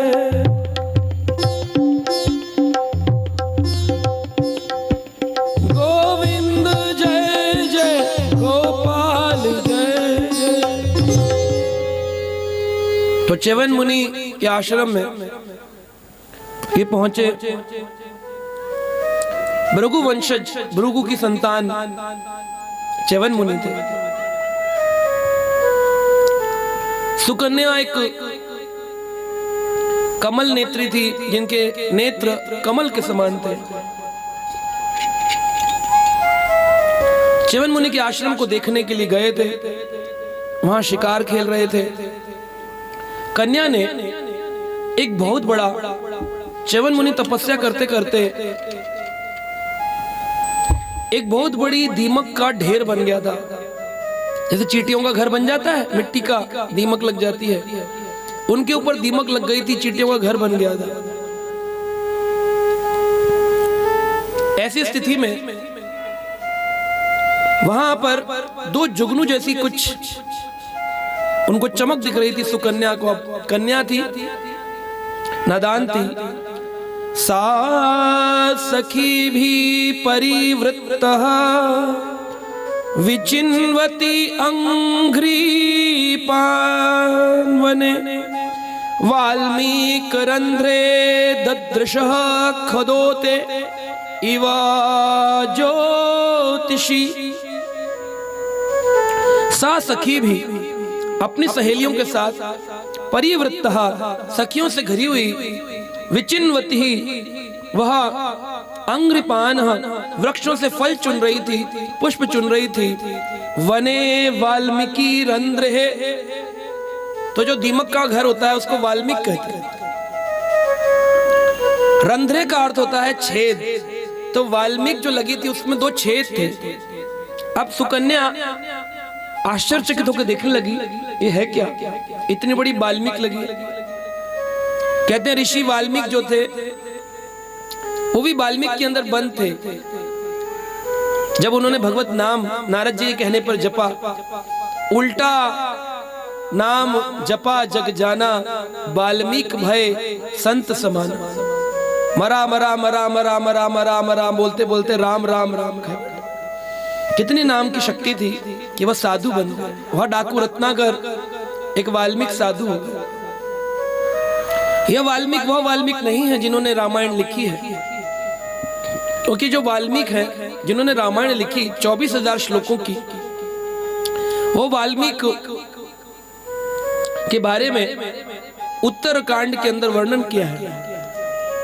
स्वयं वाल्मीकि ऋषि ने रामचंद्र जी की सभा में लव कुश को जब लेकर गए तब सबके सामने बताया, प्रचेता दसम पुत्रो हम, प्रचेताओं का मैं 10वां पुत्र हूं। तो प्रचेता का पुत्र थे तो डाकू कब बन गए? अब लोगों को मालूम ही नहीं है। पिक्चर देख लेते हैं, टीवी देख लेते हैं और कहते हैं हाँ हाँ वो रत्नाकर वाल्मीकि। जो रत्नाकर वाल्मीकि बने वो चित्रकूट में रहने वाले एक साधु थे जो राम जी के भजन करते थे। और जब भगवान राम चित्रकूट गए तो उन वाल्मीकि साधु से भी उनकी मुलाकात हुई जो रत्नाकर से साधु बने। परंतु जिन वाल्मीकि ऋषि ने यह रामायण चरित्र लिखा, वाल्मीकि जी का रामायण कहते हैं, वह प्रचेता के 10वें पुत्र थे। यह खुद ही स्वयं अपना इंट्रोडक्शन कौन देता है? कभी पूछे आपका नाम क्या है तो आपका नाम आप ही बता सकते हैं कौन से गांव के हैं। तो स्वयं वाल्मीकि जी ने उत्तरकांड के अंदर लिखा है दशरथ राम की सभा में, प्रचेता दसम पुत्रो अहम, हम प्रचेताओं का 10वां पुत्र हूं। ये कोई मन गढ़ंत बात नहीं, ये शास्त्रिक प्रमाण होते हैं। अब क्या लोग आजकल गूगल पे चलने लग गए, फट से गूगल में डाल लेते हैं, आधी बातें सही आती हैं आधी गलत आ जाती है। गूगल तो वही बोलेगा जो आप उसमें डालोगे। अब तो एक और आगे AI, आर्टिफिशियल इंटेलिजेंस। जिनकी स्वयं की इंटेलिजेंस खत्म हो जाती है वो आर्टिफिशियल चीजों पर जाते हैं ना? कहते हैं हीरा और इमिटेशन वाला आर्टिफिशियल हीरा, इमिटेशन ज्वेलरी कहते हैं उसको, नकली ज्वेलरी। तो असली का दम ना हो तो नकली का सहारा लेना पड़ता है। तो असली इंटेलिजेंस खत्म हो गई, इसलिए तो आर्टिफिशियल इंटेलिजेंस का सहारा लेना पड़ रहा है आज। ये AI आना अपने आप में ये बात बता रहा है कि लोगों की अपनी बुद्धि, हरि बोल, तभी तो AI का सहारा। एक व्यक्ति तो मुझे प्रसन्न होकर कह रहे थे, प्रभु जी मेरी अंग्रेजी इतनी खराब थी कि मैं गूगल के सहारे भी अंग्रेजी नहीं लिख पा रहा था। AI के आने से अब मैं लंबी लंबी चिट्ठियां ईमेल करता हूं और लोग कहते हैं आपकी अंग्रेजी बहुत सुधर गई। सुधरी थोड़ी है, वो तो सहारा है AI का, आर्टिफिशियल। अब वो भी कितना सहारा करेगा? जितना उसके डेटा में कोड किया गया। अगर अंदर कुछ होगा, अंदर कुछ नहीं होगा तो कैसे आएगा? आप उससे पूछकर बता दो AI से, जो मैं यहाँ कथा सुना रहा हूं। मैंने कई बार ट्राई किया, हमारे बहुत सारे लाखों भक्त हैं ना, विदेशों में भी है ना, कहते प्रभु जी कैसी बात कर रहे हैं, यही तो इतना एक्सपर्ट। मैं बताओ मेरे प्रश्न का उत्तर बताओ, फंस जाते हैं, कहे प्रभु जी बात तो सही कह रहे हैं। तो ये बात है कि AI का सहारा नहीं लेना चाहिए, अपनी बुद्धि लगाओ। पहले एक टीवी पर एक ऐड आता था, अपनी बुद्धि लगा करके काम हमें सामान लेना चाहिए। तो इस प्रकार उसने देखा एक बहुत बड़ी वाल्मीकि बन गई है, उसके रंध्रन में दो जुगनू जैसे कुछ जुगनू चमक रहा है। अब बड़े ही कौतूहल उत्पन्न हो जाता है ना कि क्या है ये जुगनू, इसको पकड़ना चाहिए। आपने भी बचपन में जुगनू पकड़े होंगे, डिब्बियों में बंद कर लेते थे और बाद में जब लाइट में आकर देखते तो उसकी लाइट बंद हो जाती थी, क्योंकि असली लाइट के आगे जुगनू की लाइट बेकार है। ऐसे कृष्ण भक्ति जब आती है ना जीवन में, तो फिर वो शनि पर तेल चढ़ाना और हनुमान जी को रोली लगाना, ये सब चीजें कम हो जाती है व्यक्ति के जीवन में अपने आप, किसी के मना करने में नहीं। आदमी कहता है मैं कब उत्तम रस की प्राप्ति कर चुका हूं, फिर मैं ये कहां कौन से झंझटों में लगा हुआ था जीवन भर। रसो वर्जम रसोप्यस्य परम दृष्ट्वा निवर्तते, भगवान ने दूसरे अध्याय गीता में कहा जब परम रस की प्राप्ति होती है तो निचला रस अपने आप समाप्त हो जाता है। रसम वर्जम रसोप्यस्य परम दृष्ट्वा निवर्तते, फिर उसको पुनर् छोटे सुख की ओर जाना नहीं पड़ता। इस्कॉन के संस्थापक आचार्य प्रभुपाद जी जब अमेरिका गए, वहां के लोग नशापान करते थे। प्रभुपाद जी ने कहा तुम गीता पढ़ो। कई बार लोग कहते हैं गीता जी नहा धो के पढ़े, साफ सुथरे पढ़े, या कोई भी पढ़ सकता है, कोई भी पढ़ सकता है। गंगा में नहाकर जाते हो या गंगा में नहाकर आते हो? गंगा में नहाकर जाते हो या गंगा से नहाकर आते हो? हाँ, तो गीता वो गंगा है ज्ञान की जिसमें नहाकर जाना नहीं होता है, जिसमें जाकर के नहाना होता है। और ये बात शंकराचार्य ने कही, कली मोचनम पुंसाम। ये जो शरीर के ऊपर हमारी मिट्टी लगती है उसके लिए लोग नदी के किनारे नहाते हैं। शरीर मल मोचनम पुंसाम, ये शरीर का जो मल है इसको क्या करते हैं? स्नानम दिने दिने, हर रोज नहाते, रगड़ रगड़ के साबुन से। ये लग गया हटाओ, ये हट गया हटाओ, फेशियल करो, फेस पैक लगाओ। क्यों? शरीर कलमश नाशनम, दिना स्नाने दिने दिने, रोज नहाते। लेकिन सकृत गीता अमृत स्नानम, गीता के अमृत में जो स्नान कर लिया, संसार मल नाशनम, इस संसार का जो टेंशन है ना सब खत्म। गीता का पाठ नित्य होना चाहिए, भागवत का पाठ नित्य होना चाहिए। जुगनू जैसी चमकीली आंखें देखी उस सुकन्या ने। ते देव चोदितः बालः ज्योतिषी कणटेकिने, वे अविद्यात मुग्ध भावेन सुरत्राव असृक्ततः बहि। उसने क्या किया? से प्रेरित होकर के उस तरुणी ने बिना जाने ही उन जुगनुओं को मारने के लिए दो कांटे जैसे लकड़ी उठाई, जो कांटे जैसी एकदम पैनी लकड़ियां थी, और मानो विधाता ने उसके मन में प्रेरणा दी हो इन जुगनुओं को मार दो। कोई भी कर्म अगर बचपन में भी किया जाए उसका दंड मिलता ही मिलता है। 5 साल की उम्र से नीचे अगर कोई कर्म किया पाप तो सपने में दंड मिलेगा, और 5 साल की आयु के बाद किया तो साक्षात रूप में मिलेगा, चाहे मच्छरी को क्यों ना मारा हो। तुमने ताली बजा के मच्छर मारा, एक दिन तुम मच्छर बनोगे और मच्छर इंसान बनेगा, तब वो ताली बजा के तुमको मारेगा। For every action there is equal and opposite reaction. हर कर्म का उतना ही बराबर रिएक्शन होता है। जितने भी दुख आते हैं जीवन में, ये सब हमारे कर्म प्रदत्त होते हैं। हमने कौन से जन्म में वो कर्म किया जिसके कारण यह फल भोगना पड़ा। अनेकों उदाहरण है। महाभारत काल में भीष्म पितामह ने तीरों के सैया पर पड़े हुए यह प्रश्न किया, कृष्ण मैं तो आपका भक्त था, मैं तो आपका चक्रधारी रूप देखना चाहता था, मुझे तीर के सैया पर क्यों इतने दिनों तक लेटना? तो भगवान कृष्ण ने कहा, हे भीष्म तुम मेरे परम भक्त हो, तुमने मेरे लिए स्तुति करी है, अपनी इच्छा मृत्यु का वरदान पाकर तुम लेटे रहे, मेरा इंतजार करते रहे कि कब मैं आऊंगा तुम्हें दर्शन। हे भीष्म तुम ये बात नहीं जानते हो, पूर्व जन्म से 50 जन्म पीछे तुम एक राजा थे और तुमने एक सर्प को उठाकर कांटों के पेड़ में फेंक दिया था और वह 56 दिनों तक कांटों में पड़ा रहा। इसी कर्म के फल में भीष्म इतने बड़े भक्त होकर भी तुमको कांटों में पड़ा। ऐसा नहीं होता है कि हमने व्रत कर लिए, पुण्य कर लिए, दान दे दिया तो हमारे पाप समाप्त हो गए। गणित आध्यात्मिक कुछ और कहता है। अगर जीवन में 10 बुरे कर्म किए और 3 पुण्य किए तो ऐसा नहीं होगा कि 7 पाप मिलेंगे। 10 पाप का फल दुख मिलेगा और 3 पुण्यों का फल सुख मिलेगा। इसलिए जीवन में सुख और दुख दोनों आते हैं। बुखार कौन चाहता आए, हड्डी टूटना कौन चाहता है। ये विषम परिस्थितियां क्यों उत्पन्न होती हैं? आप ही के कर्मों के द्वारा। और आज भी कर्म बदलने को तैयार नहीं है लोग। इतनी न्यूज आ रही है, उसने आत्महत्या कर ली, उसने कर ली, देख के हमें खबर समझ के निकाल देंगे, न जाने कल वो हमारा ही हो तो परिवार। इसलिए सनातन जागृति की बहुत आवश्यकता है। 8,000 मकान यहाँ आसपास और 80 लोग बाकी कहाँ गए? क्योंकि उनको लगता है ये सब टाइम वेस्ट है।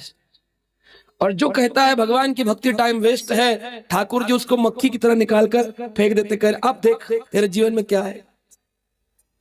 मणि रत्न हाथ में लगने के बाद उसको त्याग देना जैसी मूर्खता है, वैसी हरि कथा का आयोजन होने पर हरि कथा को ध्यान से न सुनना कि ऐसे ही है जैसे मणि प्राप्त होकर के उसको त्याग देना। जो भी व्यक्ति अपने जीवन में सुख चाहते हैं उनको अवश्य इस हरि कथा आयोजन में बढ़ चढ़ करके आगे आना चाहिए। उस सुकन्या ने 2 कांटों के बड़े बड़े लेकर जुगनू मारने चाहे, लेकिन अंदर कौन बैठे थे? च्यवन ऋषि ध्यानस्थ मुद्रा में थे, बाल्मीक लगी थी, उससे रक्त निकलने लगा, खून बाहर निकलने लगा, बड़ी जोर जोर का खून बहने लगा। देख करके घबरा गई, ये क्या है, ये क्या है?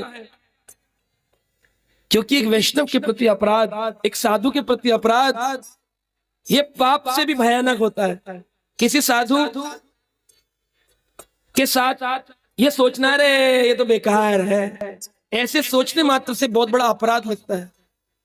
शकृतः मूत्रः निरोधः अभूत सैनिकानां च तत्क्षणात् राजऋषि तम उपलक्ष्यम् पुरुषान विस्मितः अब्रवीत।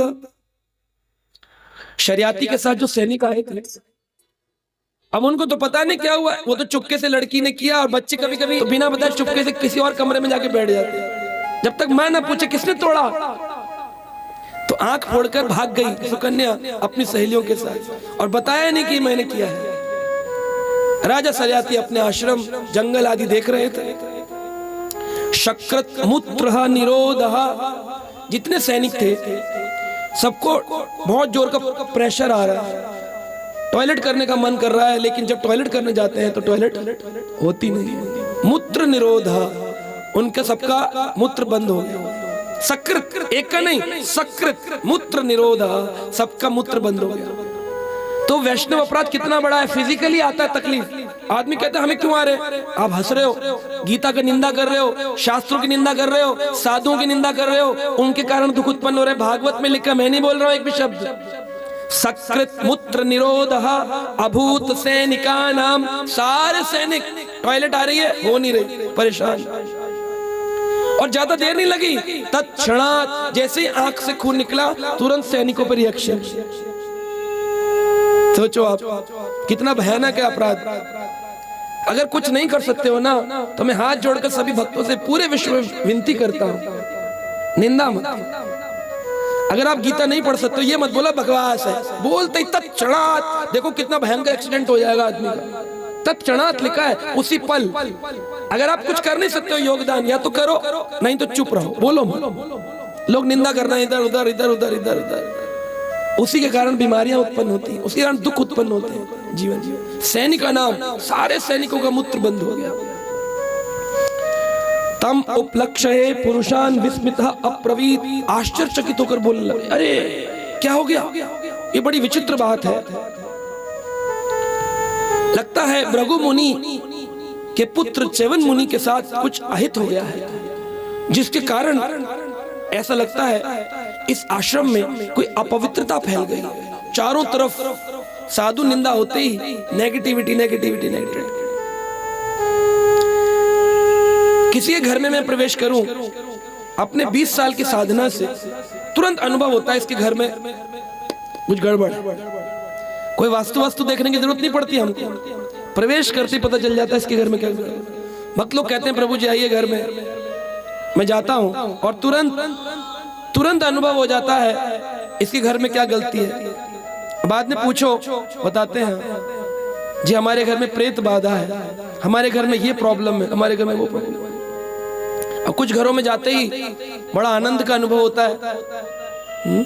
राम नाम अंकित ग्रह शोभा वर्णि न जाए, ऐसी ऐसी शोभा है, देख तुलसी के वृंद जहां देख कपि हर्षाए। विभीषण के पास जब हनुमान पहुंचे, इतना सुंदर ग्रह की शोभा थी, तुलसी के पौधे थे, राम नाम अंकित था। इससे पता चल जाता है भक्त का घर है कि राक्षस का घर है।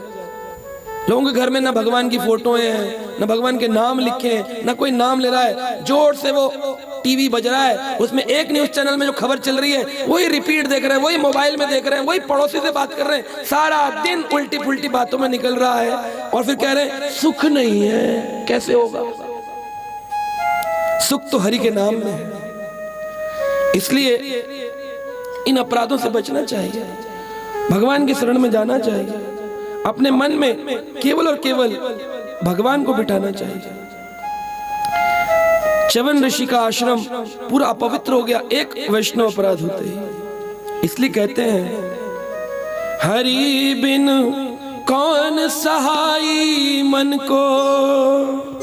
कबीर जी ने ये बात कही है। लोग बोलते कबीर तो निर्गुण पूजन करते थे, तो फिर ये भजन कहां से गाया? हरि बिन कौन सहाई मन को, हरि बिन कौन सहाई मन को। लेकिन हरि बिन इस मन का और कोई सहाय नहीं है। अगर होता तो अतुल सुभाष को कूदना नहीं पड़ता, फांसी नहीं लगानी पड़ती।